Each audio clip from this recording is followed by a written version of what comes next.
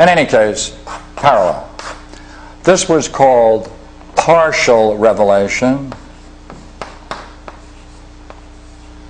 because it was based upon reason.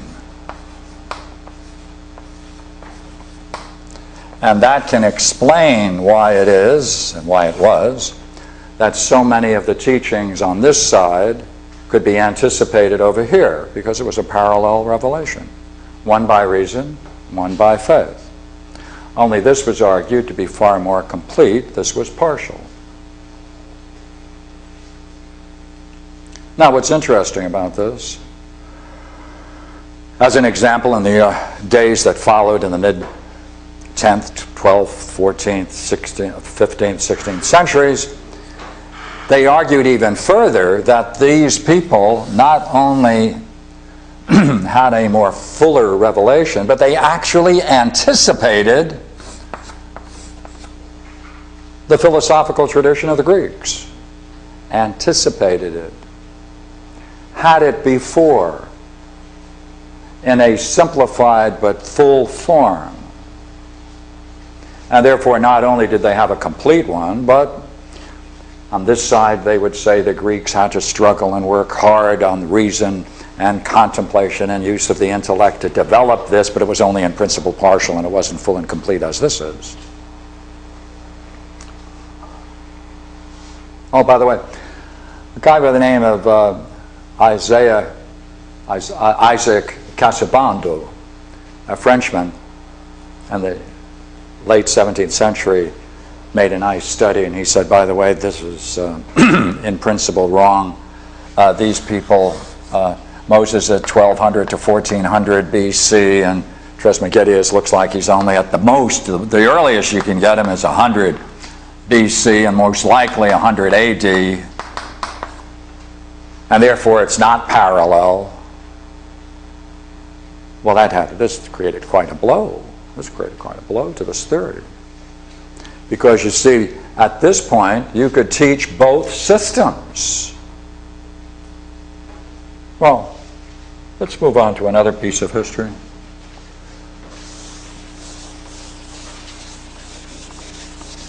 This name, Dionysius, is honored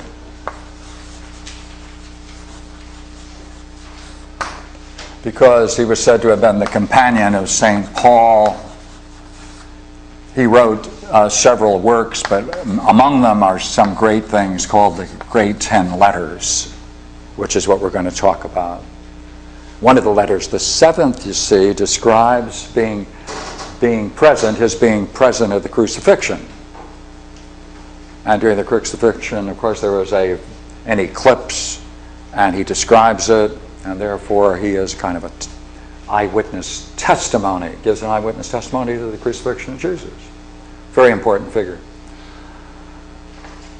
Now, in these letters and in his writings, I'd like to just read you an assessment of him by a very fine history of philosophy historian, Brière, a Frenchman, who did several volumes of very fine work on the classic age all the way up to the modern age. So I'm quoting now from the Hellenistic and Roman age. It's interesting, you can get it in paperback now. And I'm on 247. All right, so let's read a paragraph. Now this is Brière's assessment of the contribution of Dionysius.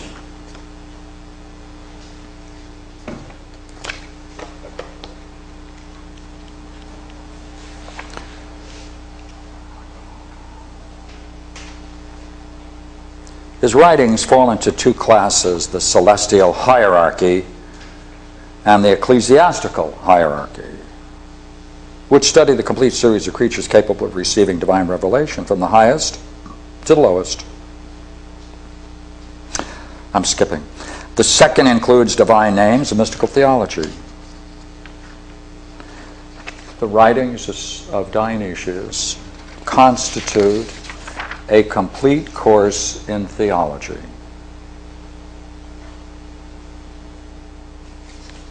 Okay. That's the basis of Christian theology. He's the father of it all.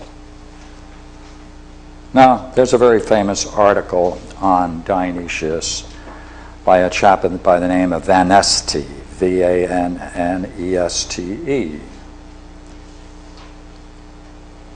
And I'm going to again read something for you.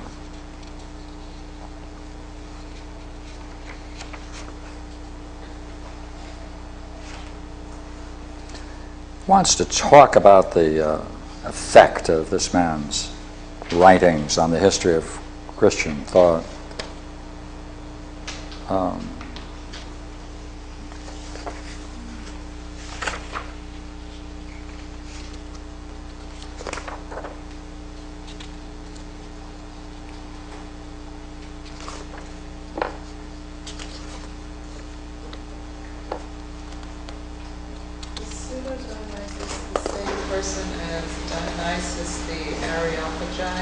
Yes. Mm-hmm. Yeah, I don't want to call him that yet. Yeah, but you're absolutely correct.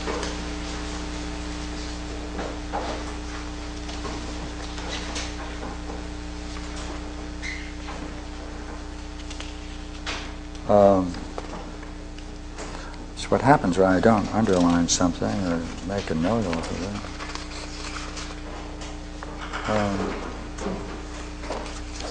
Okay, you'll have to, I guess, go along with my memory of this article, since I don't want to take the time to find it. But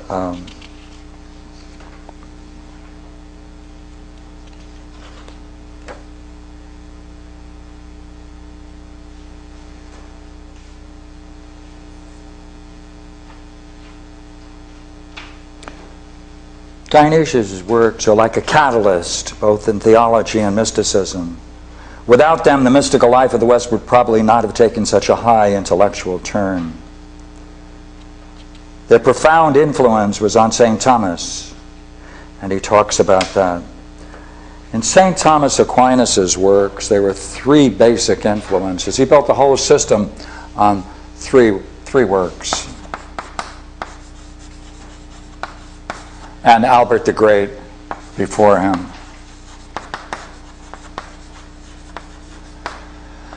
Thomas used the Bible, of course, Aristotle,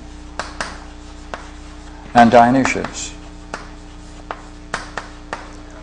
He used them to such an extent that he quoted him in his writings 1,700 times. I would say that's owing quite a bit to an author. Albert the Great quotes him in his writings 1,100 times. His thought is so well structured and is the foundation of Christian metaphysics that they can easily use it and then build an entire system upon its foundations. Now,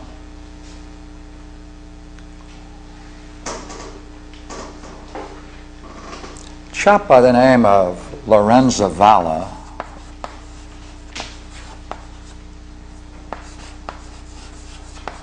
who, if anyone ever can influence any movie production to make a film, I would say that's the only man worthy of making a film of in the entire Western European tradition. He's more significant than any other person that I know of. I'll give you the reasons why I think that's true. Number one, he looked at the writings of Dionysius and he said, I can demonstrate that they could not have been written before 830 AD. The whole thing is a forgery.